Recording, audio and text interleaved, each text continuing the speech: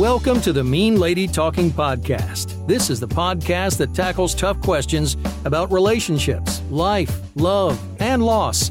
It may not be the advice you want, but is probably the advice you need. And now here's your host, grief therapist, motivational speaker, relationship expert, best-selling author, and attorney, the not really mean lady herself, Susan J. Elliott.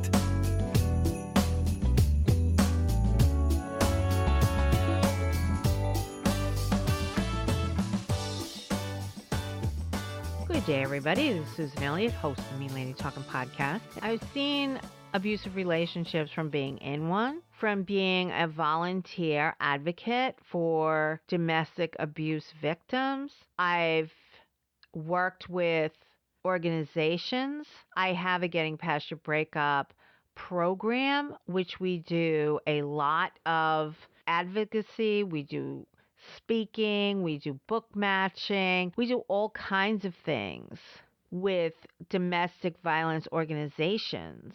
And I've seen it as a victim, as a survivor, as an advocate, as an attorney, and as a therapist. I've seen it from so many sides. And because I'm a writer and because I'm an expert in the field and I've been on television and radio all around the world, people come to me all the time with requests for advice, for feedback, for input, for this and that. And I know how difficult these relationships are to be in, and I know how difficult they are to get out of. And I'm always surprised when it's 2000 whatever, and I'm still having very smart, capable, independent, wonderful people come to me describing relationships that are totally out of control with disturbed and dysfunctional people. On my other podcast and in many of my articles, I talk about the exact definition of the personality disorder, but sometimes you don't even have to get so far as labeling somebody personality disordered. You just know that they're not treating you right. And that's what's really important. As I've told stories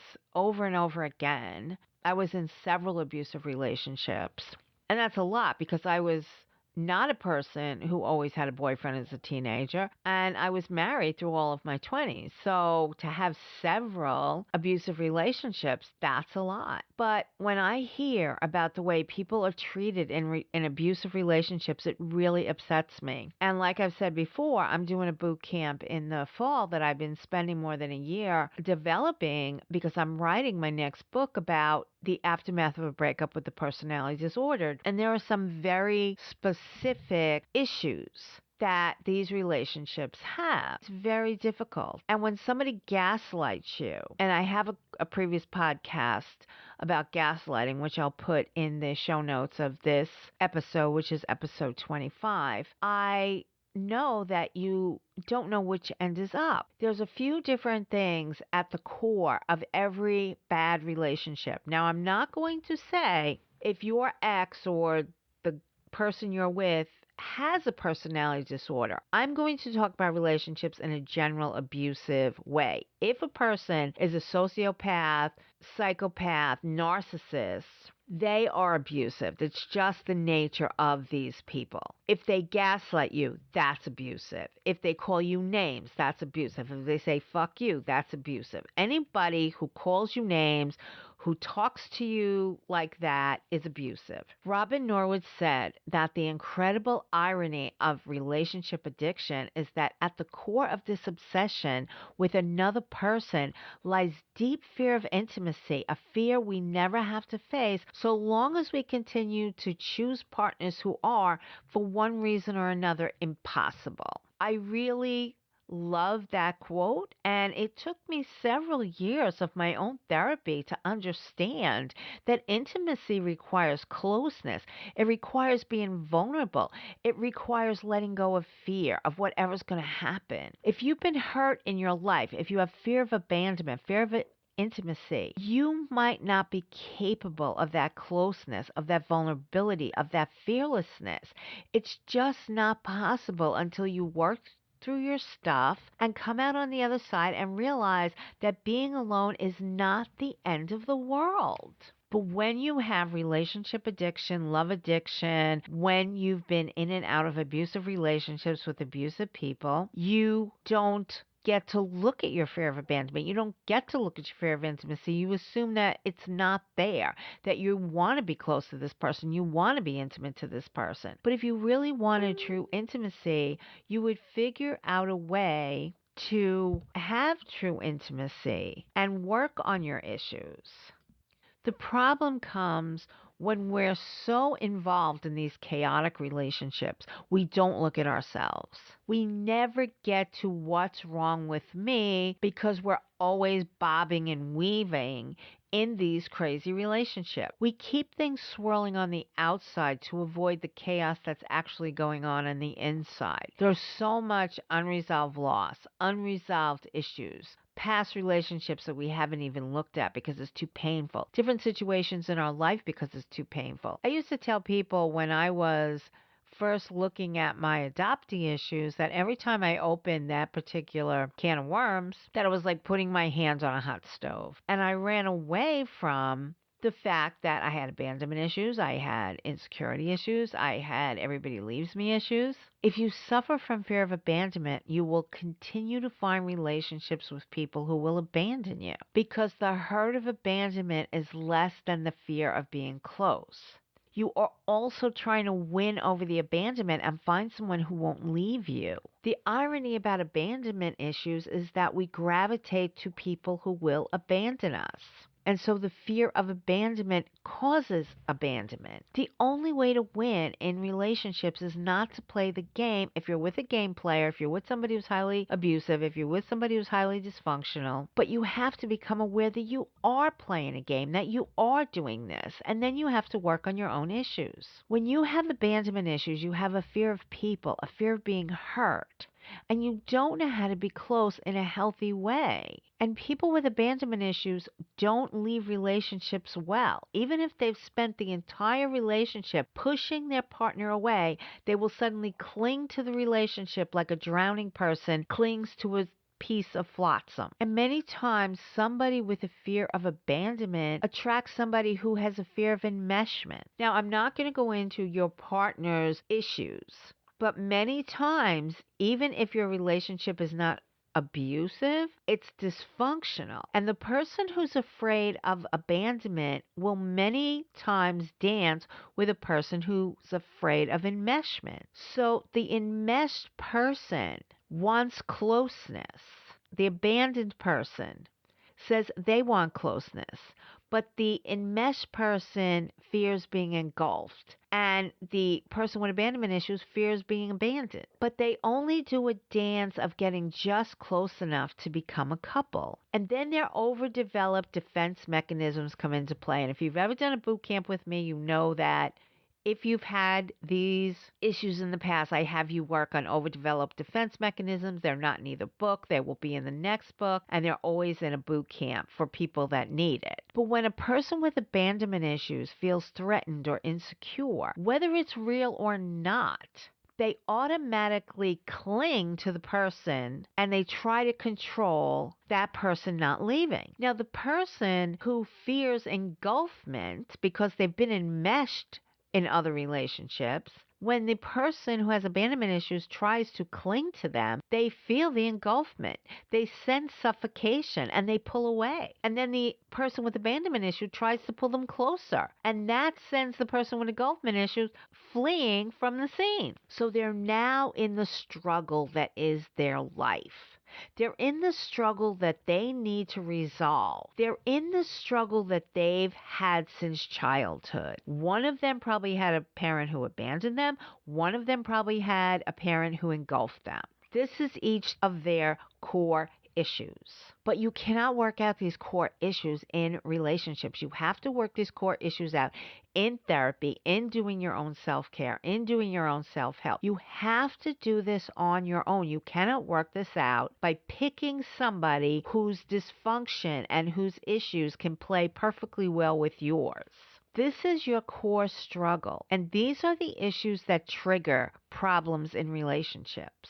And a trained eye can see these issues from day one, but the couple cannot see them. They're lost in the draw of new love, of somebody that they might be able to recreate the struggle and finally overcome it. But it just doesn't work that way. It's up to each person in a relationship to resolve their particular issues. And if their issues draw them to somebody who's only going to compound the problem, they need to look at it. Because once we resolve our own issues, the intimacy struggles disappear. You can't become intimate when you're really at war with somebody. Picking people for relationships that we're going to go to war with keeps our struggles going and our intimacy at bay. And it doesn't have to be abandonment, engulfment. It could be abandonment. It could be I have fear of abandonment and I'm attracted to abusive personality disorder people. I know they're never going to really love me because they're incapable. And even though cognitively you don't know that, you can tell from the start that they really don't love you and they really don't have any capability to love you. This all goes on in your subconscious, so you're not really aware of it. But if you look at your relationship history, like I ask you to do in Getting Past Your Breakup by doing the life inventory, you can see these patterns over and over again. And even when you get well and even when you get into therapy, you might still be dancing with people who have engulfment issues or have some other issue of their own that keeps them from being intimate with you, because you're not going to cure your fear of intimacy right out of the gate. It takes a lot of work. But one of the things that you absolutely have to come to grips with is the fact that even though you say you want a loving and intimate relationship, you're actually scared to death of that. You're either scared to death that you're going to get close to somebody, you're going to love them and they're going to leave you, or you're scared to death that when this person finds out who you really are, they're going to leave. The key to loving, healthy relationships is that they contain people who are not afraid of intimacy. So to be not afraid is important. We have to address it. We have to work on our fear. We have to work on that which keeps us locked into our fear. I put the life inventory, the parent inventories into the GPYB book. It's there for you to look at your relationship history and the way your family of origin has affected your choices. If you have abandonment issues, you have to go back through your history and find the times when you were abandoned. You have to learn how to self-soothe and validate the hurt and the fear that you suffered as a child. You have to acknowledge that your parents were not there for you when they should have been. And I just had a session the other day with a client who said, I know you tell us not to let our parents off the hook out of the gate, because she already was saying my mother and father did the best that they could do. Yes, we get there eventually. When we get to acceptance and forgiveness, that plays a very important part. But you can't let your parents off the hook out of the gate. You have to feel your hurt and anger over the way you were not parented correctly. You have to acknowledge that your parents were not there for you when they should have been. Or if your parents were engulfing, you have to acknowledge that they did not treat you the way that you were supposed to be treated. I was in a relationship with a guy who had engulfment issues, and his mother had emotionally incested him. He became her partner because his father couldn't get out of the house long enough. He was gone all the time. And his mother passed away when he was in college, so he always felt guilt about making it about her because he was angry with her when he was in college. He didn't know why, but he was. He found out in therapy that it was because of her enmeshment, because of her parentalizing him, which is when a parent makes you the other parent, which is completely inappropriate. And even though you can say, oh, I understand how my parents were, they didn't understand, they were raised by people who were very abusive and they weren't really abusive to me, so they did the best they could with what they had, Yes, all that is wonderful. Put it to the side for now. You bring all that stuff back when it's time for acceptance and forgiveness and for final healing. You do not come out of the gate with that. You have to come out of the gate by acknowledging you were hurt as a child because your parents did not parent you properly. I don't care if they knew how. I don't care if they didn't know how. You have to feel the feelings before you get to the acceptance and forgiveness. You have to allow yourself the grief of not having proper parenting and the anger and the hurt and the pain of that situation. You have to let it out.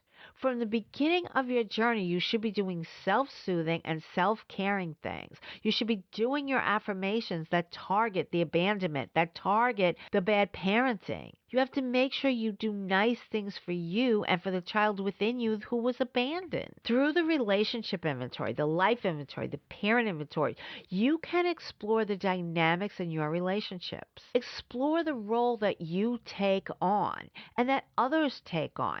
Look at your fear of intimacy. What is there really a fear of, and where does it come from? You can heal from this whether you think you can or not. But you have to start with yourself. You have to start with your self-care. You have to look at your historical stew a little bit at a time. It takes a while.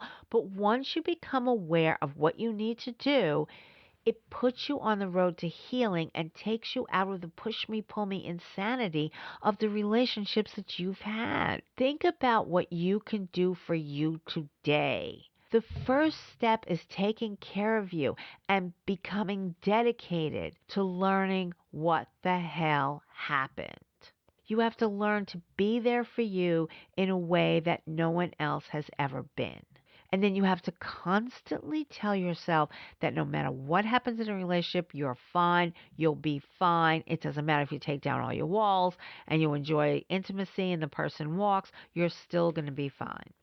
So start by taking those first steps. Ask yourself, what can I do to start acknowledging my pain and grief and what I can do about it? The other thing that people do when they're in these destructive relationships is they try to fill their void with everything but self-care and self-love. When I was becoming a teenager, I looked to boyfriends, to friends, to drugs, to alcohol to fix me, to make me better. When I got older, I was in destructive relationships where I was sure I was the problem. When I got married, I wanted to have a baby, then another baby, then another. Maybe we should buy a car and another car and a new car and a house and another house and a rental house and a dog and a cat and another cat and another dog. Maybe his grandmother should move in with us, or his brother, or my mother. Maybe we should move to Connecticut. We moved to Connecticut. No, Rhode Island. Go to Providence. No, Burrville. No, Warwick. No, North Smithfield. No, not North Smithfield. North Kingstown. No, North Providence. There's a wealth of geographical cure places where you can move to. And on it went. I was hooked on geographical cures and I moved every 2 years. Once we moved a block away from a place we had moved from 2 years before. Now, there's a thing about geographical cures. I was told that you don't put a jackass on a plane and it gets off a racehorse. We moved so much in the beginning of our marriage that whenever my 2-year-old son saw a Ryder or a U-Haul truck, he would say, "Daddy's truck." It represented two jackasses trying to move in order to become a racehorse. Even though I knew the emptiness in me existed since I was a small child, I got caught up in these fixes later on. Fixes that had nothing to do with my insides, only my outsides. I thought that there was an answer that I wasn't finding. It was a child, a pet, a house, a relative, something I hadn't figured out yet. And as a therapist and as an attorney, I still see people filling up with drugs, alcohol, sex, destructive relationships, and so many other things that are clearly dangerous and unacceptable to a healthy and happy life. But people fill up with food. People fill up with other people. Social butterflies are those who are addicted to their phones or being connected or purchases large and small, babies, pets, travel, whatever it is. If you're feeling unfulfilled and filling up the outside, and life is still pretty sucky except for the immediate aftermath of this month's purchase or the connection, then something is wrong. I remember reading a Carrie Fisher novel. Her novels are just so great. And it said that if her insides matched her outside, she should be in Beirut, which was a shambles at the time.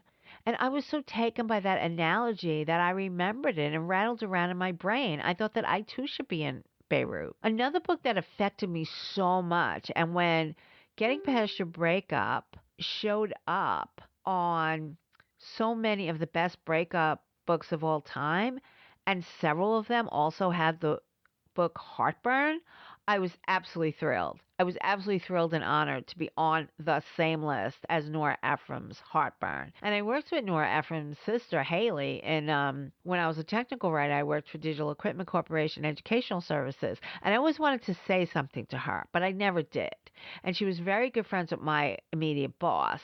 And I never approached her, but I always want to say, your sister's book meant so much to me. And then Nora Ephron passed, unfortunately, but Heartburn is still an absolute gem, and I absolutely have it on my top books that I've ever read. But it was a movie with Meryl Streep and Jack Nicholson, and it was based on Nora Ephron's real life marriage to Carl Bernstein. The book Heartburn is based on her husband cheating on her when she was pregnant, and that had happened to me. And I not only devoured the book, but I read it and reread it. And again, one sentence stuck with me. And they don't do this well in the movies. They don't do it the way it hit me in the book. In the book, she spreads a rumor that a husband's girlfriend has an STD. And he confronts her about it. And he tells her that his girlfriend is very mad at her. And she says, she's mad at me? That's rich. That is very rich. In the book, she says, she's mad at me? That's rich. That's really rich. In the book, she says that she always wanted to say that's rich. But in the movie version, Meryl Streep only says that's rich. I kind of hoped for an inner dialogue saying I've always wanted to say that's rich, but it was omitted from the movie version. So in 2015, Getting Past Your Breakup wound up on a list of best breakup books by Marie Claire, along with Heartburn, and I was just so honored to be on the same list as one of my favorite books and one of my favorite authors. Between the Beirut reference and That's Rich, which is almost exactly what happened in my case, I threw the girlfriend out of my house. I just talked about it in this last podcast, and my husband wanted to know why I was insulting her. Honestly, that was really rich, but I wasn't savvy enough at the time to think in those terms. Through the wonderful world of novels, both of which were based on the author's real-life experience, I was able to figure out somehow that something was wrong and something was missing, and it was inside me, not outside me. Continuing to move, to buy, to have, to chase things that had nothing to do with my cosmic restlessness was going to keep me sick and searching for the wrong things in the wrong places with the wrong people. I had no self-love, no self-respect, no self-discipline, and no self-knowledge. And I liked it that way because I didn't value myself. I thought if I had an okay job, a nice car, cute kids, a great dog, a cuddly cat, some real estate, then I had worth and I was valuable. That is why I was trying to have as much stuff on the outside, because the insides were completely void of anything except pain and mistrust and memories of mistreatment and me not knowing how to do anything about anything. I had to stop all the craziness. I had to go stay with my mother for a while. All my stuff was in storage, and I just talked about him not paying for the storage. But I went from an opulent bedroom with brand new furniture and a plush rug to a small tiny room with a single bed that had an old desk as my dresser. But it was okay because I had next to no clothes. I had a small bedside table that was full of recovery books, and the floor was hardwood. And because it was the middle of the winter, it was cold. I missed my paintings, my plants, even my alarm clock I missed. Everything was foreign to me in that Spartan little room, and it seemed like a prison cell. But I teach in my affirmations courses and in my boot camps that you have to do something called reframing. You have to look at a situation and you have to reframe it in a positive way. And I started that long before I even knew there was a word for it. I decided to look at that room like a retreat. And if you've ever been on a retreat, most retreat houses have very sparse furnishings, and there are times for self-reflection and meditation. And literally taking myself out of my plushy surroundings, I was able to really concentrate on what happened to me and what needed to happen to get well. It was hard. It was uncomfortable, but it was a time that I wouldn't trade for the world. I've talked about going on my Sunday bike rides. I've talked about it on a recent podcast. And again, it was hard and uncomfortable, and I faced a loneliness that I never knew I had. And it was hard. It was uncomfortable, but I wouldn't have traded it for the world. When I finally had my own space, even though it was a Spartan little room, I was able to approach it as a reflection of me, and it was rather nice. I learned a lot in my little room, and when it was time for my space again, I was ready to be authentic because I was getting a clue as to who and what I was, and it wasn't horrible. I'd been in all these relationships where people had given me very negative feedback about who and what I was. Feedback I did not deserve. I started doing affirmations, positive self-talk, reframing, and I was feeling better about me and what I deserved. And I no longer bought things to fill up an empty space. I bought things that were a reflection of me and my tastes and my values, and it was good. And people know that I beat the unplugged drum. I beat it all the time because people don't understand how much of life they're missing when they're staring at their phone and they're ignoring everything around them. Life doesn't just happen on your phone. There's nothing anywhere on the internet that can match an experience totally unexpected that you can have outside in the world when you're least expecting it.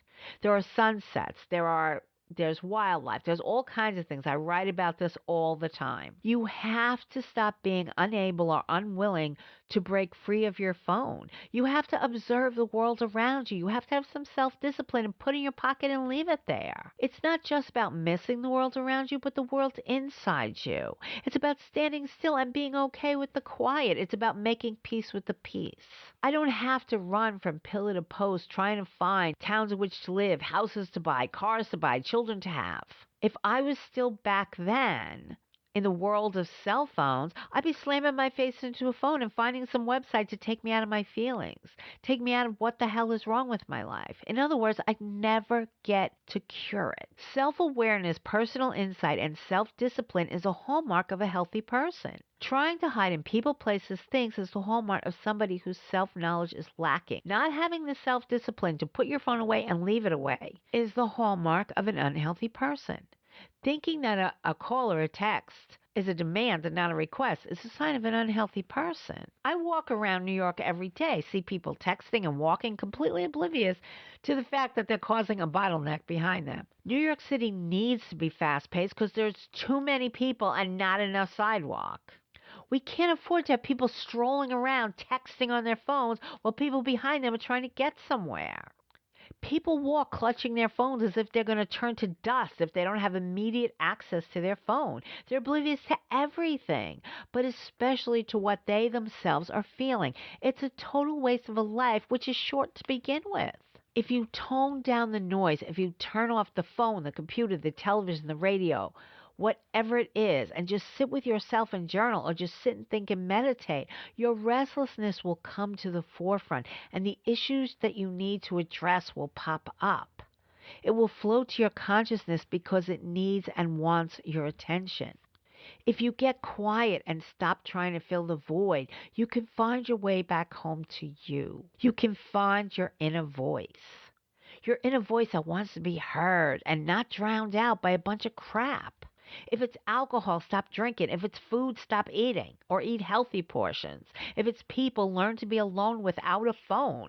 If it's geographical, figure out where you want to be once and for all and be there. If it's having babies, stop. If it's acquiring pets, stop. Neither children nor animals should be used as a way to make you feel fulfilled. Because you won't be a good parent to either. And they're a pawn in your dysfunction. And for God's sakes, if it's addiction to your phone, put it away and sit with the dysfunction. Sit with the discomfort. Learn to get quiet and get real. Figure out what's looking for your attention and give it attention. Journal, meditate, get quiet. Self-discipline is the ability to say no to a drink, to a drug, to a date, to surfing the internet mindlessly, to looking at your phone even though you just looked at it 2 seconds before. Self-discipline is about not buying things you don't need. Self-discipline is about not moving to a place you don't need to move to. It's very important to go inside yourself and figure out what it looks like. Is it a war-torn country or is it paradise? It's important to take note of your daily and weekly habits and see how much of what you do is running away from or running toward things that have nothing to do with your personal emotional health. It's easy to get caught up in things that keep us from looking inside ourselves. Step one is you need to decide that you need more quiet time, you need more reflection. As I said recently, you have to balance all of this stuff with self-care and turning it off a night or two a week. If you're doing enough to look inside, don't feel guilty about self-care night. In fact, you need a self-care night, but you have to start with self-reflection, looking inside and not trying to fill things up with outside activities, events, people, places, and things. Stop filling up your insides with outside nonsense. Go inside, find the real you, and bring it up to the surface and share it with the world. You can do this. Now, as I've said, I've dedicated most of the past 25 years to helping people out of destructive, horrible relationships. But the first step is definitely learning how to be by yourself. I have private counseling clients. I have boot camp members. I have a Facebook group. I have many people that I share all of this stuff with. I have a workbook. I have 2 other books. I have all kinds of things that people can use to find themselves and to become happy, whole, and healed. If you want to work one-on-one with me, there's a link on the Getting Past Your Breakup website to GPYB counseling. If you want to do a boot camp, you can do a boot camp, but I'm only offering 3 boot camps in the fall. Please write to me immediately if you want to be part of it. It's filling up quickly. And I hope podcast has helped you if you've been in a destructive, difficult relationship. Please keep listening to the podcast, join the Facebook group, and let me know in comments or an email, meanladytalkingpodcast@gmail.com. If you have anything you want to share, you want to ask, you want to talk about, let me know. I'm open to all kinds of